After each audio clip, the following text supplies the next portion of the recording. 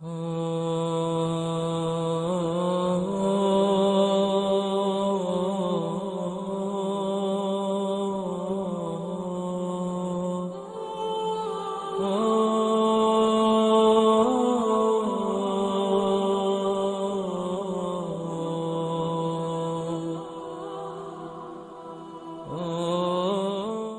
الرحیم قال اللہ سبحانہ وتعالی فی القرآن المجید والفرقان الحمید شہر رمضان الذی انزل فیہ القرآن ھدی للناس وبینات من الھدی والفرقان فمن شہد منکم الشہر فلیصم ورد فی سورة البقرہ آیہ معایتہ و 25 85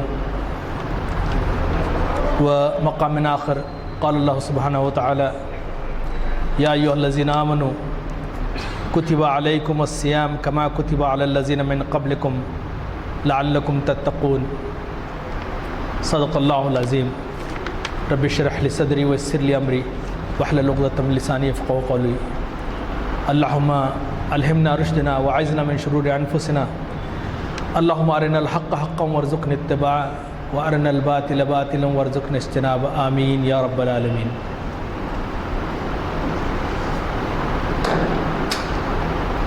محترم معتمد صاحب، مسجد عالیہ و محافل عالیہ، امام مسجد حاضہ، انچارج میڈیا جناب طاہر صاحب،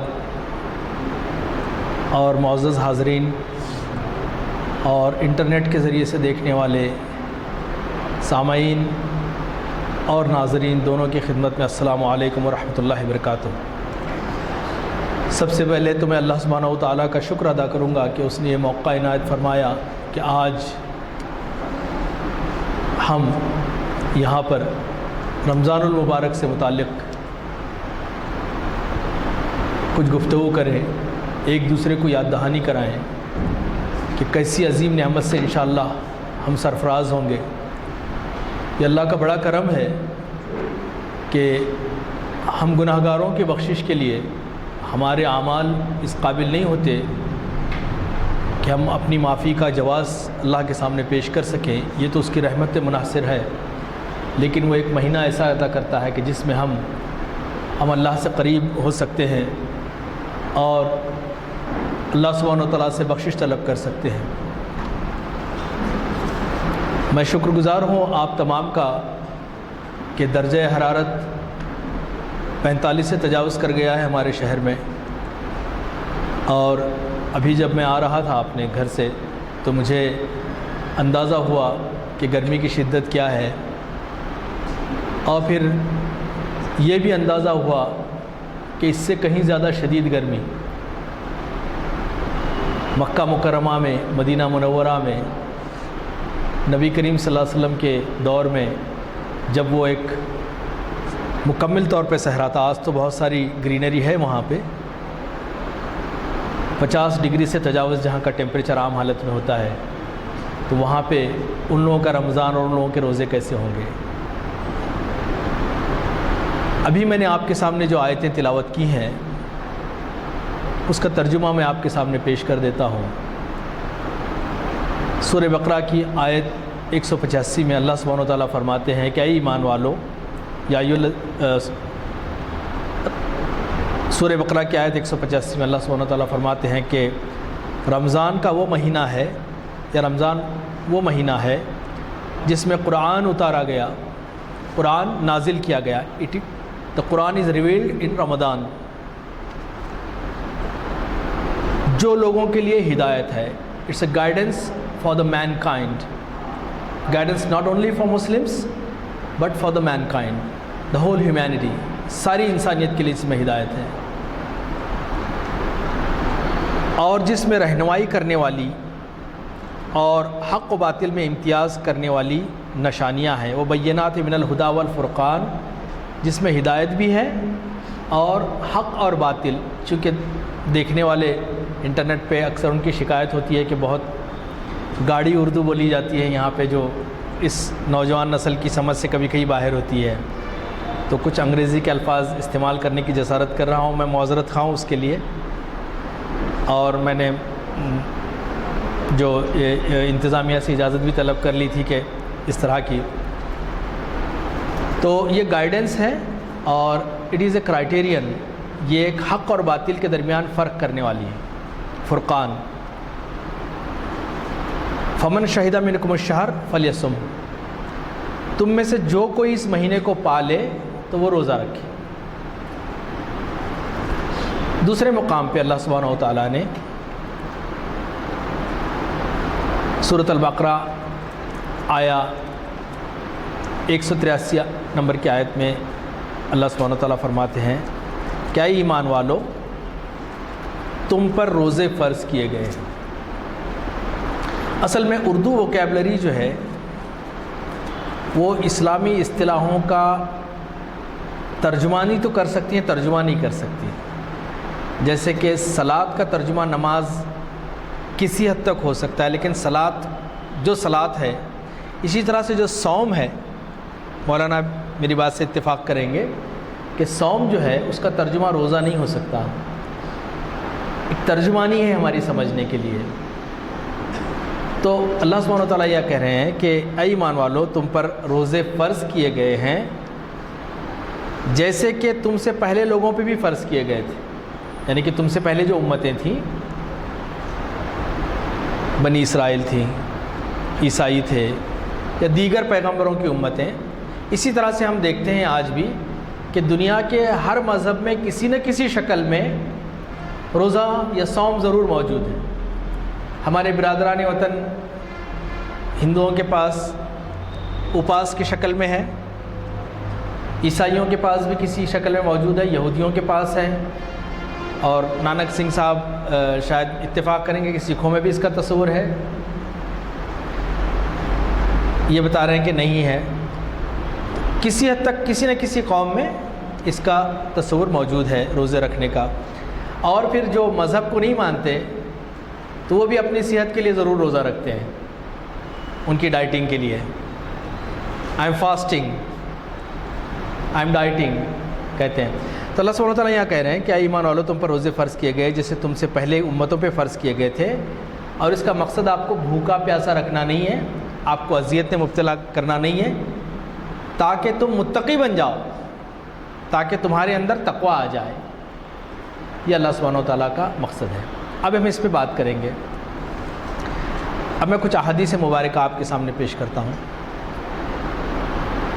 اب سے کچھ ہی دنوں بعد رمضان شروع ہو جائیں گے انشاءاللہ، اور اللہ سبحانہ وتعالیٰ سے دعا ہے کہ اللہ سبحانہ وتعالیٰ ہمیں رمضان بتائے۔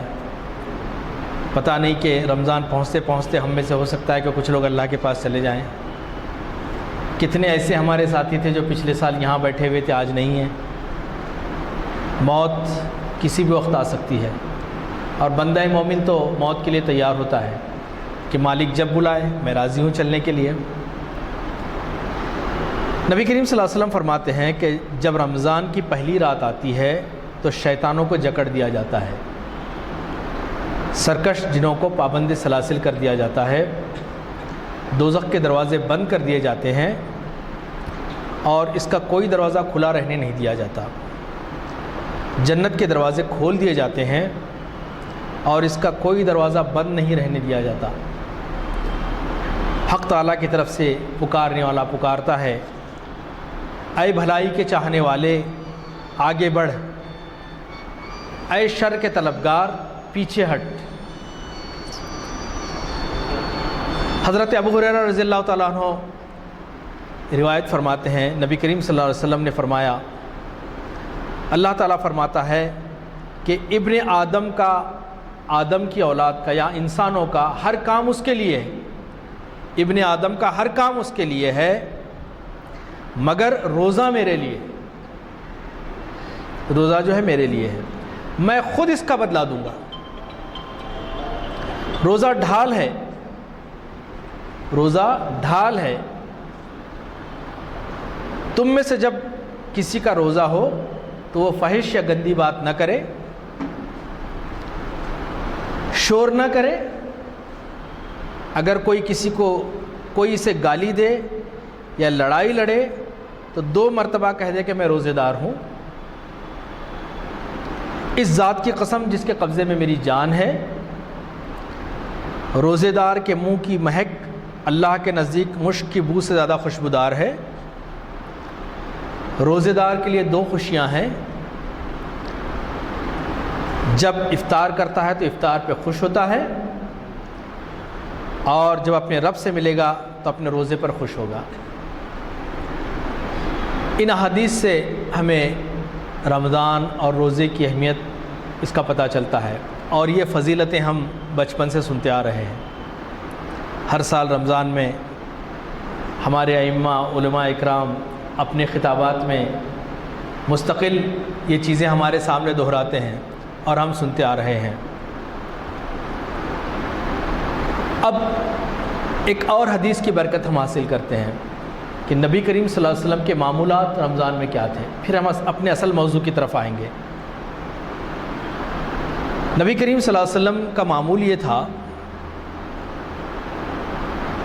کہ رمضان آنے سے پہلے آپ رمضان کے استقبال کے لیے لوگوں کے ذہن تیار کرتے تھے کہ دیکھو ایک بڑا مہینہ آنے والا ہے، بلکہ رمضان کی تیاری شعبان سے ہی شروع ہو جاتی تھی، بلکہ بعض روایات کے مطابق رجب سے ہی اس کی تیاری شروع ہو جاتی تھی۔ آپ صلی اللہ علیہ وسلم اپنے خطبوں میں اور احادیث میں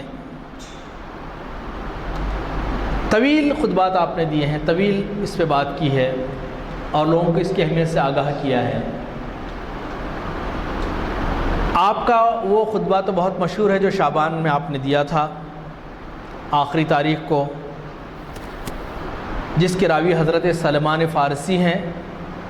آپ نے کہا تھا کہ تم لوگوں پر جلد ہی ایک عظیم مہینہ سایہ فگن ہونے والا ہے، بہت جلد تمہارے پاس ایک عظیم مہینہ آ رہا ہے۔ اس مہینے کی عظمت کے مختلف پہلو آپ نے بیان فرمائے، روزے کے فیوز اور برکات کا ذکر آپ نے کیا، اور ذہنوں کو اس طرح سے تیار کیا کہ اس سے فائدہ اٹھانے کے لیے ہم مکمل طور پہ تیار ہو جائیں۔ رمضان کا مہینہ اللہ سبحانہ و تعالیٰ کی طرف سے ایک عظیم نعمت ہے۔ ایک روایت کا مفہوم ہے کہ صحابہ نے کہا کہ پہلی امتوں کے بڑی عمریں ہوتی تھیں، انہیں نیکی کمانے کا زیادہ موقع ملتا تھا۔ یا رسول اللہ ہماری عمریں کم ہیں، رمضان میں نازل ہوگی جو لیلۃ القدر ہے، جو 1000 مہینوں سے افضل ہے، یعنی کہ تم ان میں نیکیاں کر کے اس کو سبقت حاصل کر لو گے ان پہ۔ It's a night of power. اب رمضان کو اتنی اہمیت کیوں حاصل ہے؟ اسلامی عبادات جو ہیں ساری کی ساری انفرادی بھی ہیں، اجتماعی بھی ہیں۔ اسلامی عبادات محض ریچولز نہیں ہیں، سیٹ آف سٹن ایکٹس نہیں ہیں، بلکہ اس کے اندر ایک بڑی حکمت پوشیدہ ہے۔ نماز کو لے لیجئے، آپ نماز کو جاتے ہیں، مسجد کو جاتے ہیں، اور یہ نماز انفرادی طور پہ آپ کو یہ بھروسہ دلاتی ہے کہ کوئی آپ کا مالک ہے جس کے آپ بندے ہیں، غلام ہیں، اور آپ بے سہارا نہیں ہیں دنیا میں، کوئی ہے سننے والا آپ کا۔ اور دوسری چیز، دنیائی اعتبار سے آپ کے مراتب میں فرق ہو سکتا ہے، کوئی امیر، کوئی غریب، کوئی گورا، کوئی کالا، کوئی کسی طرح سے بہت ساری چیزیں ہو سکتی ہیں، لیکن اللہ کے دربار میں پہنچ کر صف ایک صف میں کھڑے ہو جاتے ہیں۔ وقت کا بادشاہ بھی ہو، اگر وہ دیر سے آ رہا ہے تو اس کو جگہ آخری صف میں ملے گی. وہ یہ نہیں کہہ سکتا کہ میں بادشاہ ہوں، میں سامنے جا کے ٹھہروں گا. اور بالفرض وقت کا بادشاہ یا وزیر اعظم یا صدر ہو اور کوئی جھاڑو مارنے والا ہو یا صفائی کرنے والا ہے یا چھوٹا کوئی ایک معمولی پیشے کا آدمی ہو، کوئی پیشہ معمولی نہیں لیکن دنیائی اعتبار سے، تو اسے اگر بادشاہ کے بازو جگہ مل جاتی ہے تو بادشاہ یہ اعتراض نہیں کر سکتا کہ میرے پاس کیوں کھڑا ہوا ہے. اسی طرح سے حج ہے، سال میں ایک مرتبہ اپنے رب کے دربار میں حاضری دیتے ہیں اور اپنی ساری بادشاہت اور سارے شاہانہ کر و فر سب نکال دیتے ہیں. 2 بغیر سلے ہوئے کپڑے پہن کے ساری امت ہے، فرق مٹا دیتا ہے. ایک انٹرنیشنل گیدرنگ ہے کہ لوگ آئیں، ایک دوسرے کو سمجھیں، ایک دوسرے کے مسائل کو سمجھیں اور پھر انہیں احساس ہو کہ دنیا میں ہم اکیلے نہیں ہیں اور سب مل کر ہم اللہ کی بندگی کرنے والے ہیں. اسی طرح سے زکوٰۃ ہے. زکوٰۃ سماجی خدمت خلق اور سماج کی خدمت کا ایک بہت بڑا ذریعہ ہے. افسوس اس بات کا ہے کہ زکوٰۃ کا مرکزی نظام ہمارے پاس سے ختم ہو گیا ہے، ورنہ زکوٰۃ اگر صحیح معنوں میں ہم اس پہ آگے کی طرف آ رہے ہیں تو بہت فائدہ ہوتا. اسی طرح سے روزہ ہے. روزے کا ایک بنیادی مقصد،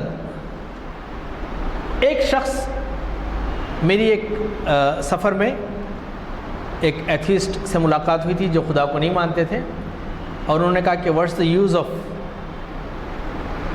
starving from morning to evening and this is just naan sense.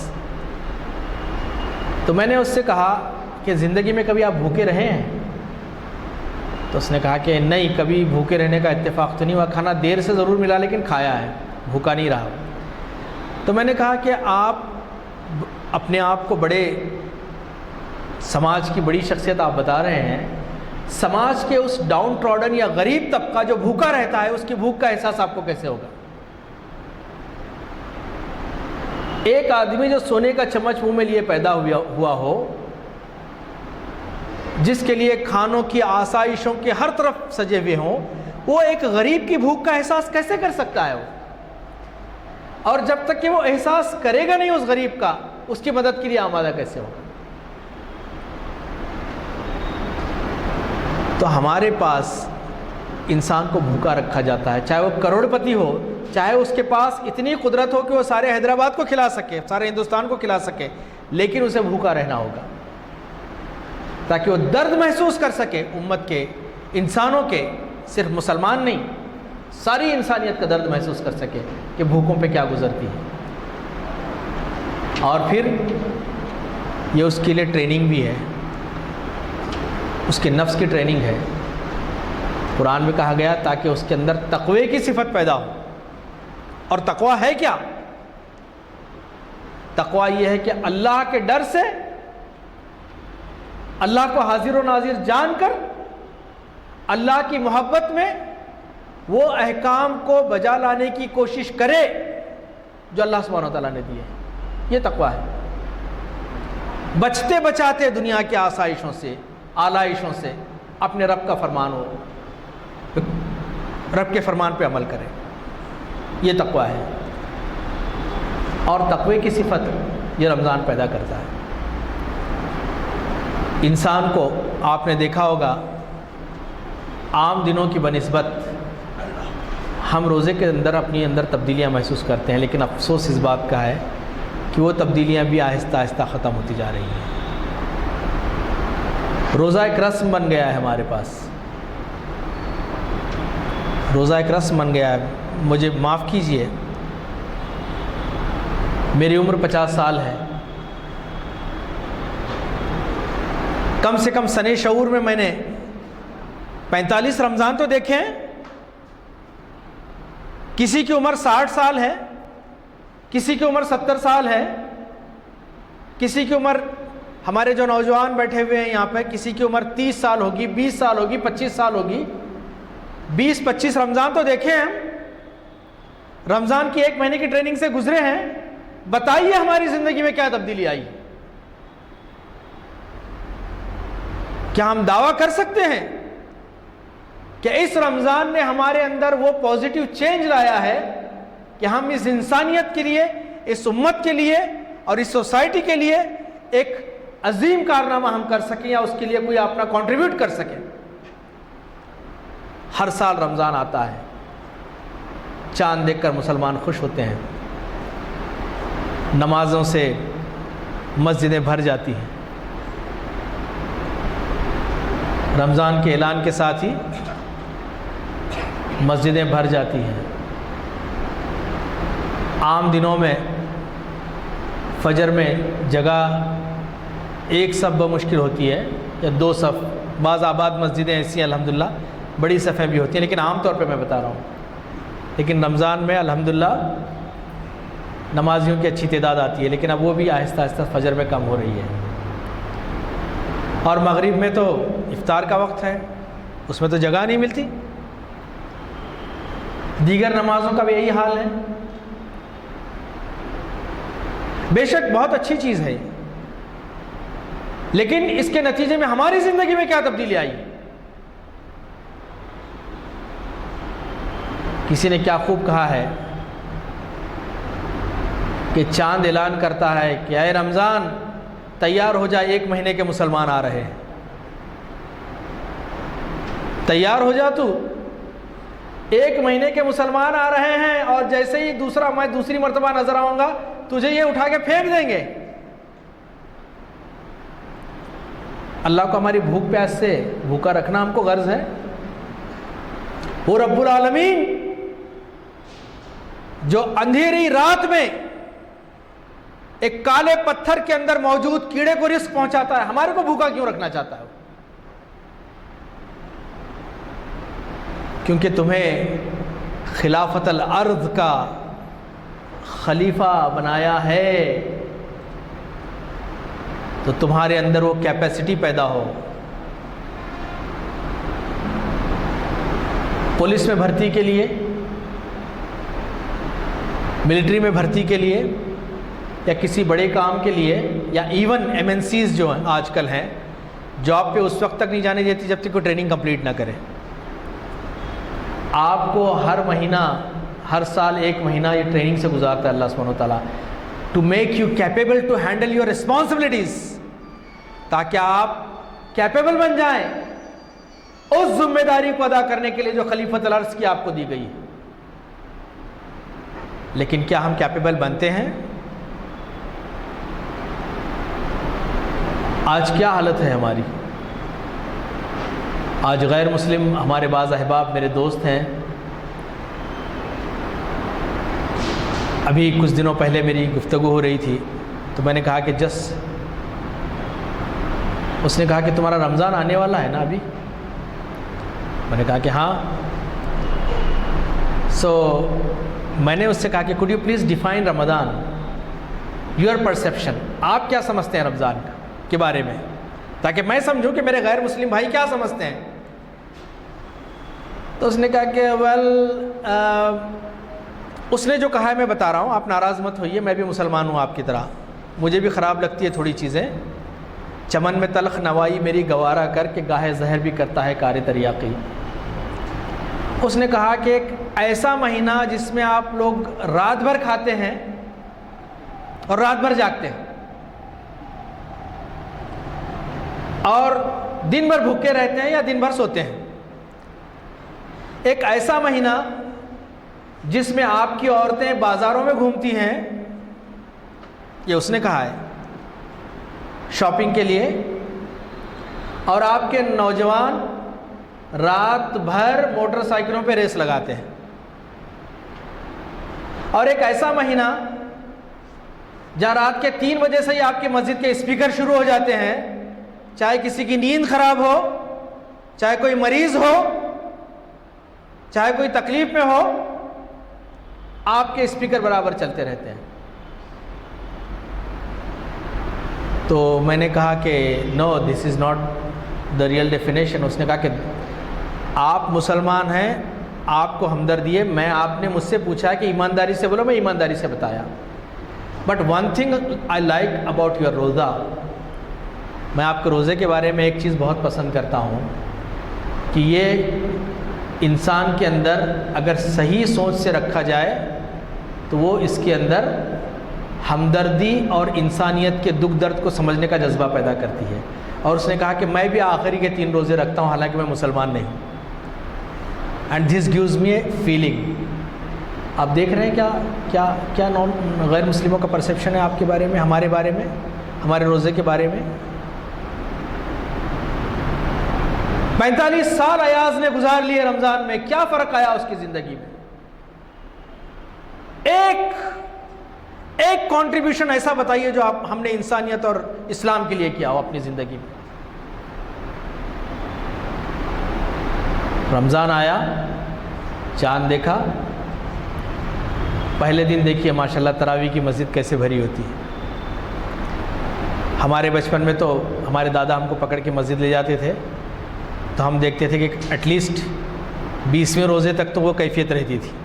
آخری کے 10 روزے میں پھر بھی کم زیادہ ہوتا تھا, لیکن یہاں 5 روزے کے بعد ہی اسٹیمنا ختم ہو جاتا ہے نوجوانوں کا.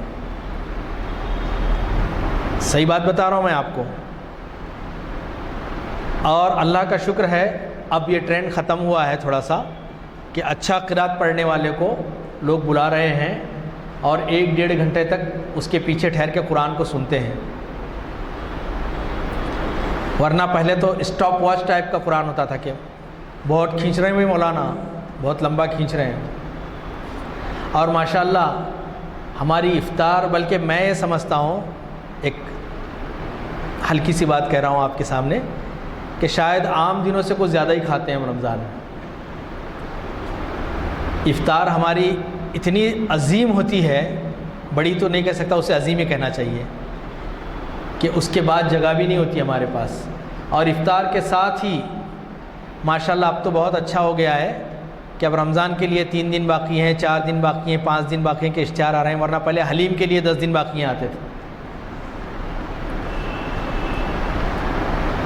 رات بھر جاگا, سحر کی, اور سحر سے فجر کے درمیان وقت گھٹا دیتے ہیں مسجد والے ہمارے, آدھے گھنٹے کی بجائے 15 منٹ. یہ 15 منٹ بھی برداشت نہیں ہوتی ہم کو, خاص طور پہ نوجوانوں سے کہہ رہا ہوں میں. ابھی مجھے ہنسی بھی آ رہی ہے کہ کسی کے گھر میں جانے کا اتفاق ہوا. سحر کے لیے بلایا تھا انہوں نے کچھ سال پہلے. اس کے بعد سحر ہوئی تو انہوں نے کہا کہ اذان ہوئی, تو میں نے کہا کہ مسجد چلتے ہیں. ارے ابھی 25 منٹ لگتے, کھینچ لو 2 رکعت, یہیں 2 رکعت کھینچ لو. یہ اللہ کی عبادت, اللہ تمہاری اٹھک بیٹھک کا محتاج نہیں ہے, نہ تمہارے بھوکے رہنے کا محتاج ہے. اللہ کو ایسے مسلمان اور ایسی عبادت کی ضرورت نہیں ہے. وہ تو چاہتا تھا کہ تمہارے اندر تقویٰ پیدا ہو. یہ رمضان وہ رمضان ہے کہ 1 کھجور یا 2 کھجور پہ جنہوں نے سحر کی, پانی میسر نہیں ہے, جنگ بدر ہو رہی. جتنے بڑے واقعات دنیا میں مسلمانوں کی اسلامی تاریخ میں رمضان میں ہوئے ہیں, آج کا نوجوان ڈھونڈتا ہے اے سی والی مسجد کہاں ہے, وہاں جائیں گے. اور جگہ بھی پکڑتا ہے تو اے سی کے نیچے بالکل, چاہے صف ادھر خالی ہو لیکن ہم ٹھہریں گے یہاں پہ کیونکہ اے سی کی ٹھنڈی ہوا آ رہی ہے. کیسی سخت کوشی, کیسے عالم میں یہ کیا مقابلہ کرے گی قوم. رمضان تربیت کا مہینہ تھا کہ ہم تربیت حاصل کریں. نبی کریم صلی اللہ علیہ وسلم نے فرمایا کہ ڈھال ہے, ڈھال شیطان کی یلغار ہے, باطل کی یلغار ہے, حملے ہیں. روزہ ڈھال ہے, اور ڈھال جتنی مضبوط ہوگی حملہ اتنا اچھا ہم روک سکتے ہیں. یہ پٹھے کی اور کاغذ کی ڈھال مقابلہ نہیں کر سکتی. روزے سے کیا حاصل کیا ہم نے؟ اسی لیے نبی کریم صلی اللہ علیہ وسلم نے فرمایا، حدیث شریف کا مفہوم ہے کہ بعض روزے دار ایسے ہیں کہ جنہیں سوائے صحیح البخاری کی حدیث ہے کتاب الصوم کی، من لم یدع قول الزور والعمل بلیس لہ حاجۃ فی ان یدع طعامہ و شرابہ، اگر کسی روزے دار نے روزے کی حالت میں جھوٹ بولنا نہیں چھوڑا،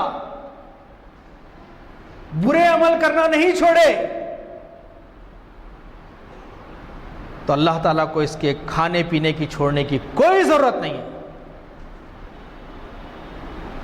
اور ایک جگہ کہا گیا، حدیث کا مفہوم ہے کہ کتنے ہی ایسے روزے دار ہیں کہ جنہیں بھوک اور پیاس کے سوا کچھ نہیں ملا، اور کتنے ہی ایسے راتوں کو جاگنے والے ہیں، قیام اللیل کرنے والے ہیں، جنہیں سوائے رت جگہ کے کچھ حاصل نہیں ہوا۔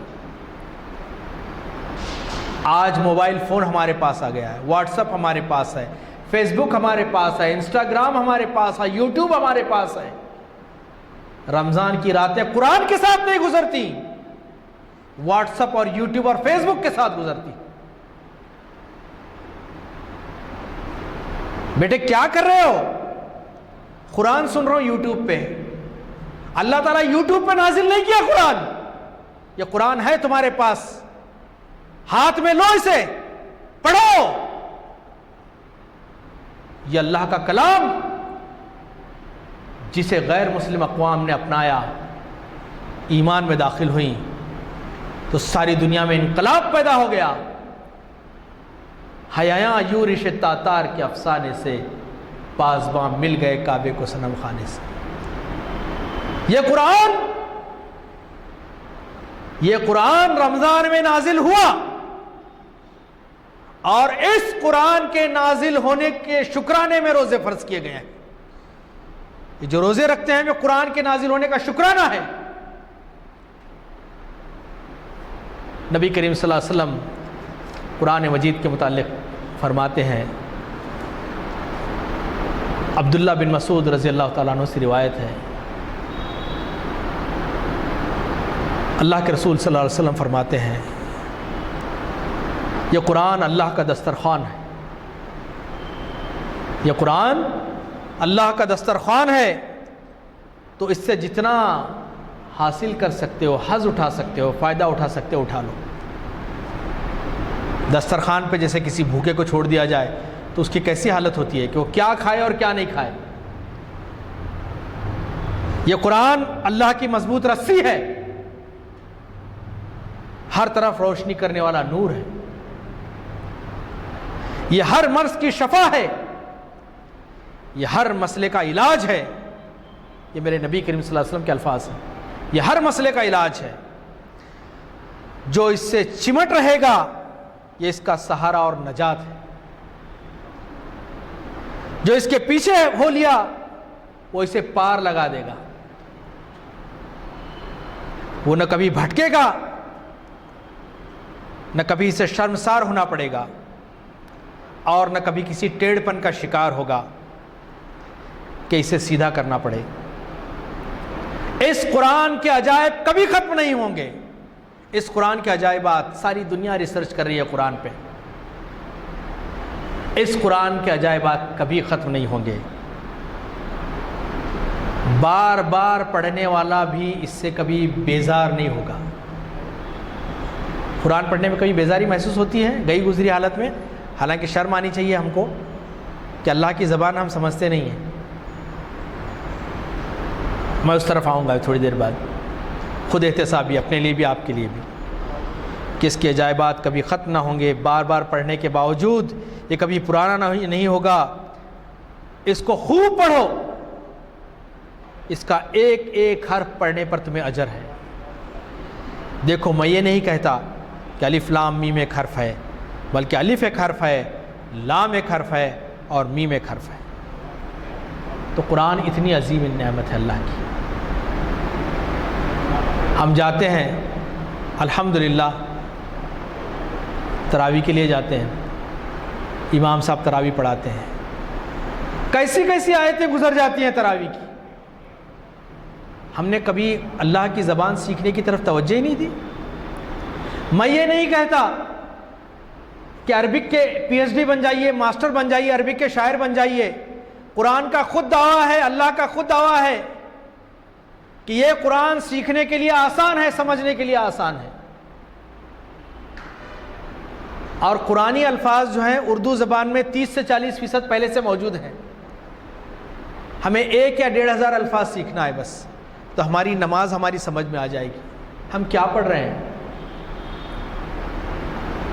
इमाम कहता है इय्याका नअबुदु व इय्याका नस्तईन, ऐ अल्लाह हम तेरी इबादत करते हैं, तुझी से मदद मांगते हैं। कोई असर हम पे हो रहा है? क्योंकि समझते नहीं हम। कुरान मंतर नहीं है कि कोई पंडित के ही समझ में आए पढ़ने वाले के, बल्कि ये चाहता है। और आज अगर अरबी ना पढ़ सकें, अरबी पढ़ने की कोशिश की जानी चाहिए। बच्चे को ऑस्ट्रेलिया भेजना होता है, अमेरिका भेजना होता है, तो टोफेल कराते हैं, आइल्ट्स कराते हैं, अंग्रेज़ी सिखाते हैं, इंग्लिश ट्यूशन के लिए सुबह उठा के भेजते हैं, क्योंकि उसका कैरियर उसमें है। अगर इंग्लिश इसकी कच्ची रही, इन आगे नहीं बढ़ सकता। लेकिन अगर इसको कुरान समझ में नहीं आएगा तो ये आखिरत के मैदान में भी आगे नहीं बढ़ सकता। ये हमारी फिक्र है। वो ज़बान जो आज दुनिया की सबसे बड़ी ज़बानों में है, अंग्रेज़ सीखते हैं। मुझे एक ईसाई इदारे, हैदराबाद के एक ईसाई इदारे में जाने का इत्तेफाक हुआ अभी 3-4 दिन पहले। मैंने देखा कि वहाँ बड़े बड़े बिजनेसमैन और बड़े बड़े एम्प्लॉयमेंट, मतलब कि जो प्रोफेशनल्स हैं, वो अरबी सीख रहे हैं, क्योंकि उन्हें अरब ममालिक में जाके तिजारत करनी है और काम सीखना है उन्हें, और वहाँ पे नौकरी करनी है। इस ज़बान में दुनियावी मनफ़तें भी हैं और उखरवी मनफ़ियतें तो पूछिए मत मेरे। और सबसे बड़ी बात, मेरे नबी से इश्क का दावा है सल्लल्लाहु अलैहि वसल्लम, और मेरी नबी की ज़बान सीखने से मोहब्बत नहीं है। आप, मैं यकीन जानिए, आप डेली सिर्फ 20 मिनट्स दीजिए, 20 मिनट। अब तो सीखने के इतने वसाइल मौजूद हैं कि आपको टीचर की भी हाजत नहीं है। लफ्जी तर्जुमे के कुरान मौजूद हैं, वर्ड बाय वर्ड कुरान मौजूद हैं, आसान तरीन तर्जुमे मौजूद हैं। रोज 20 मिनट लगाइए इस पे, इंशाअल्लाह 2 महीने में आप कुरान को 80 से 85% समझना शुरू कर देंगे। ग्रामर के बगैर मैं कह रहा हूं। अब जो लोग कहते हैं कि 21 इल्म सीखे बगैर कुरान नहीं समझ सकते, वो गलत है। 21 इल्म सीखे बगैर कुरान की तफसीर नहीं कर सकते। हमको मुफस्सिर बनना नहीं है, हमको सिर्फ समझना है। और फिर किसी चीज़ में समझने में परेशानी होती है तो ये मौलाना लोग बैठे हुए हैं मस्जिदों में, जाइए उनके पास, बोलिए कि ये हम समझ में नहीं आ रही है मौलाना, ये ज़रा बताइए इसके माने क्या है। इमाम कैसी कैसी आयतें पढ़ते हैं, इज़ा ज़ुल्ज़िलतल अर्ज़ ज़िलज़ालहा व अख़रजतल अर्ज़ अस्क़ालहा व क़ालल इंसान मा लहा, जब ज़मीन हिला दी जाएगी। समझ में नहीं आ रहा आपने, असर कहाँ है? हरम शरीफ में लोग कई को रोते रहते हैं। इमाम साहब पढ़े जब, समझ में आ रहा है ना उनको। आयतें गुजरती हैं, या अय्युहल इंसान मा गर्रक बिरब्बिकल करीम, ऐ इंसान तुझे किस चीज ने अपने रब करीम की तरफ से धोखे में डाल रखा है। समझ में नहीं आ रही, तर्जुमे मौजूद है। मेरे भाइयों, वादा कीजिए कि कुरानी अरबी इंशाअल्लाह रमज़ान में हम सीखने की कोशिश करेंगे। सीखने के लिए कोई उम्र नहीं है। अभी एक मैसेज आया था मेरे पास कि 95 साल की उम्र में एक अंग्रेज़ ने इस्लाम कबूल किया है, और उसका पहला काम उसने ये किया कि मैं सबसे पहले अल्लाह की ज़बान सीखूंगा। और 6 महीने में उसे इतनी अरबी आ गई कि वो कुरान बग़ैर तर्जुमे के पढ़ सकता है। उर्दू तो हमारी अरबी से बहुत करीब है, इसकी तरफ तवज्जो दें। अब हम आगे की तरफ आएँ। देखिए, नमाजें अपनी जगह हैं, रोज़े अपनी जगह हैं, हज और ज़कात अपनी जगह हैं, बल्कि मस्जिदें पहले से ज़्यादा भरी हुई हैं। अब आबादी बढ़ गई है سہولتیں ہو گئی ہیں، لوگ آ رہے ہیں جا رہے ہیں، لیکن ان عبادتوں کا اجتماعی اثر، کلیکٹیو امپیکٹ ہماری سوسائٹی پہ اور ہمارے اندر کیوں نظر نہیں آ رہا ہے؟ آپ مجھ سے پتہ نہیں اتفاق کریں گے یا نہیں کریں گے کہ اللہ سے بے خوفی ہمارے سماج میں زیادہ بڑھ گئی ہے۔ ایک غریب آدمی جس کی 5 بیٹیاں ہیں،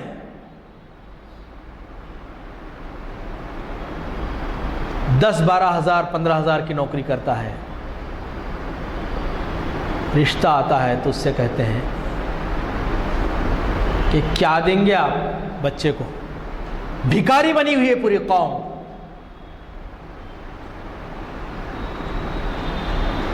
ایک ابھی فیملی کاؤنسلنگ میں گیا تھا، طلاق کی نوبت، کیا بات پہ؟ شادی میں اچھا کھانا نہیں کھلائے ہمارے لوگوں کو، یہ امت ہے ہماری۔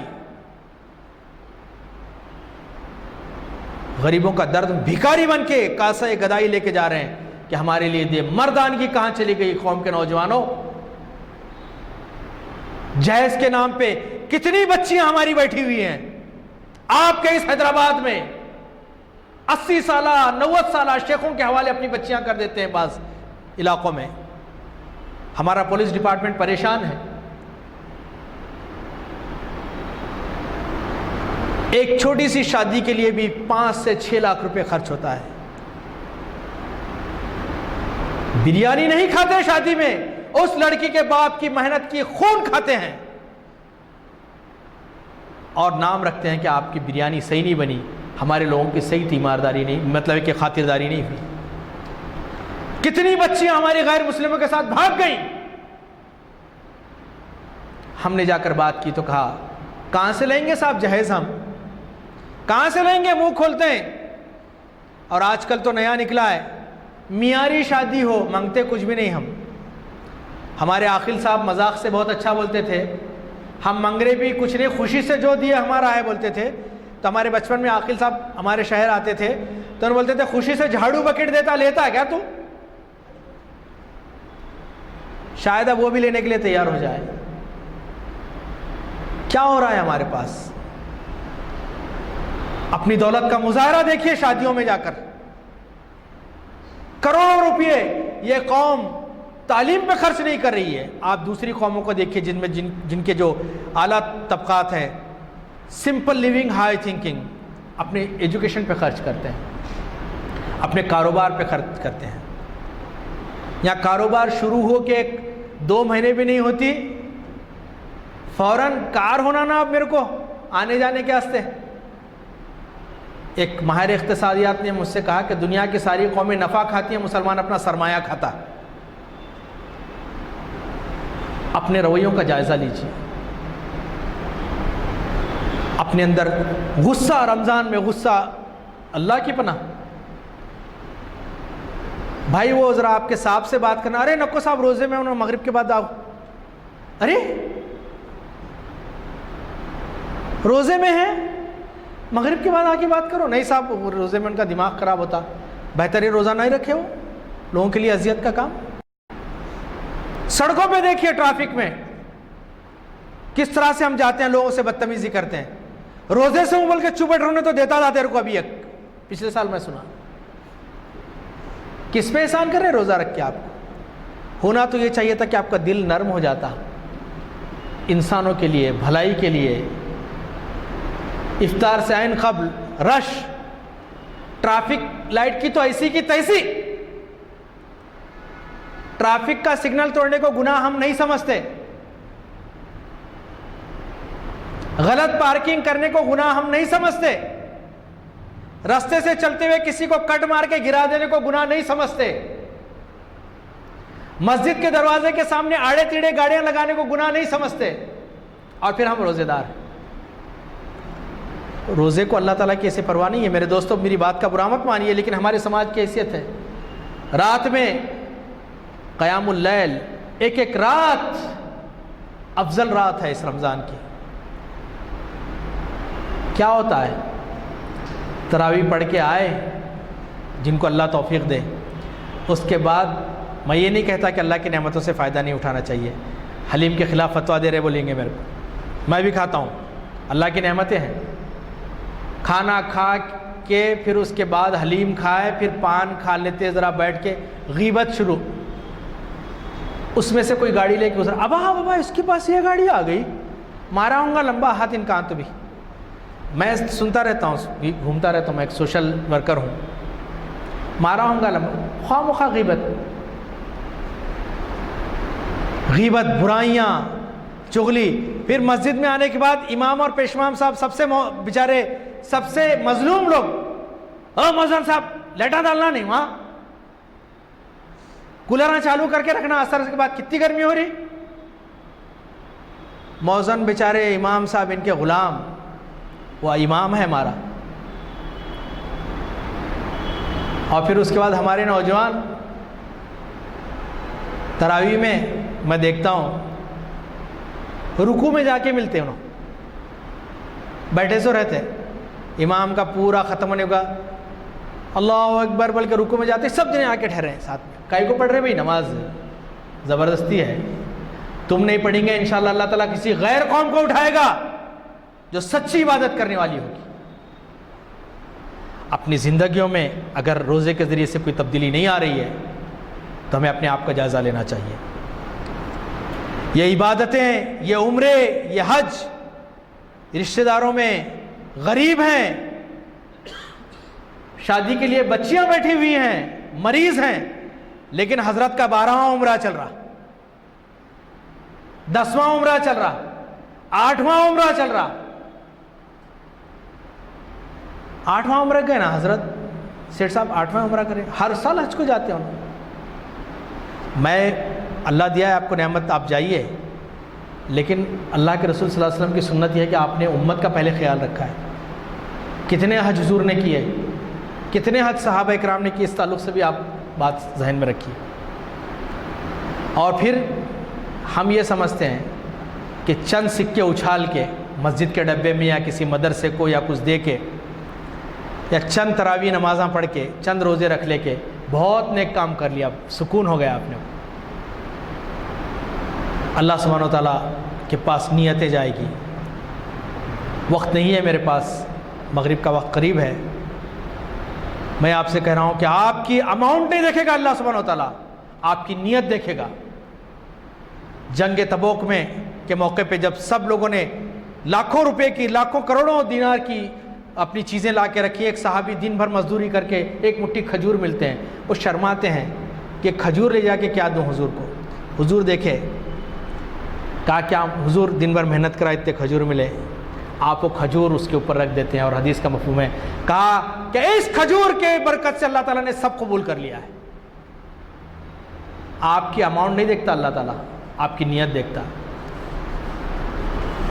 اور پھر اللہ سبحانہ و تعالیٰ رمضان میں یہ زکوٰۃ کی ساڑیوں کے نام پہ چلر پہن بھی نہیں سکتے اس کو, زکوٰۃ کی لنگیاں, زکوٰۃ کے ساڑیاں, فلاں فلاں فلاں تماشا بنا کے رکھے ہوئے ہیں.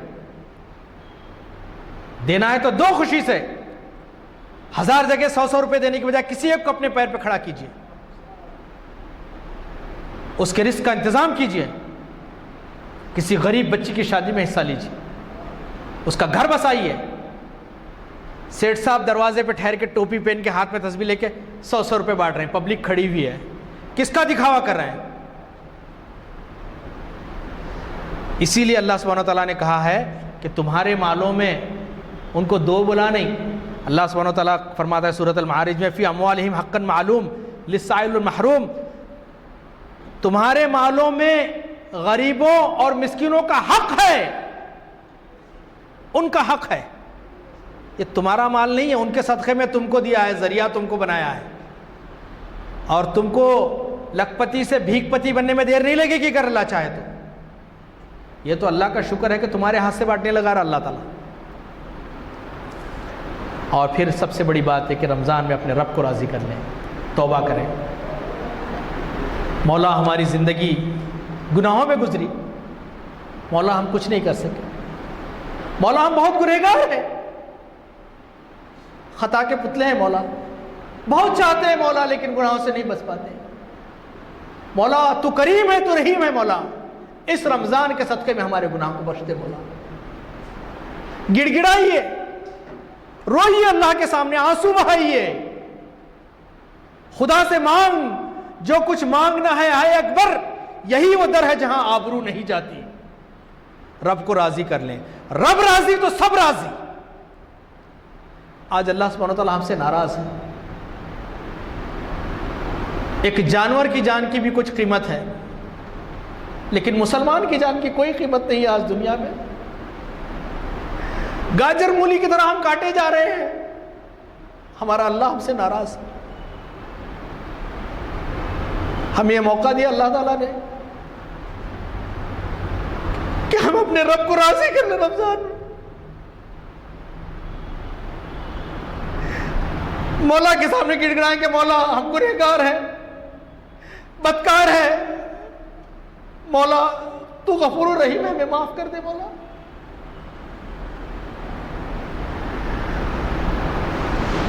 مولا کتنے بے بس ہیں ہم لوگ، غیر اللہ کا خوف ہمارے دلوں میں ہے،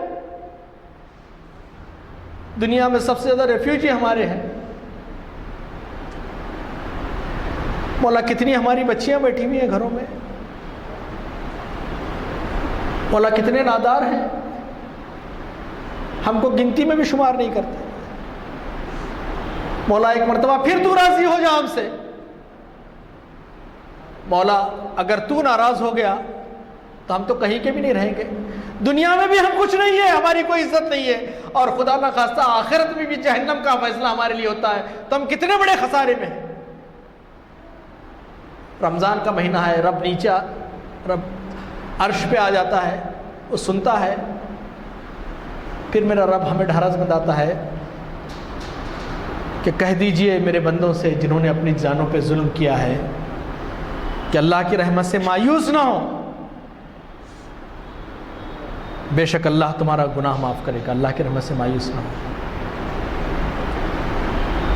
آخر میں اللہ سبحانہ وتعالیٰ سے دعا کرتا ہوں کہ اللہ سبحانہ وتعالیٰ اگر ہماری موت رکھی ہو تو مولا رمضان میں ہمیں موت عطا فرما، مولا ہمارے گناہوں کو بخش دے، مولا ہماری خطاؤں سے درگزر فرما، مولا ہمارے اندر ایمان، صحابہ اکرام والا ایمان عطا فرما، مولا غیر اللہ کا خوف ہمارے دلوں سے نکال دے، مولا ہمیں قرآن سمجھنے، سیکھنے اور اس کو پھیلانے والا بنائے، مولا جہاں جہاں مسلمانوں پہ، انسانوں پہ ظلم ہو رہا ہے، مولا ان ظالموں کو کیفر کردار تک پہنچائے، مولا ہماری مسلمانوں کی عزت، جان، مال، آبرو، سارے انسانوں کی عزت، جان، مال، آبرو کی حفاظت فرما، مولا ظالموں کا ہم پہ تسلط عطا مت فرما، مولا ہم تیرے امتحان کے قابل نہیں ہیں، مولا ہمیں توفیق دے کہ ہم نیک کام کریں، مولا ہمیں ایک دوسرے کا درد سمجھنے کی توفیق عطا فرما، مولا مسلمانوں میں اتحاد اور اتفاق عطا فرما۔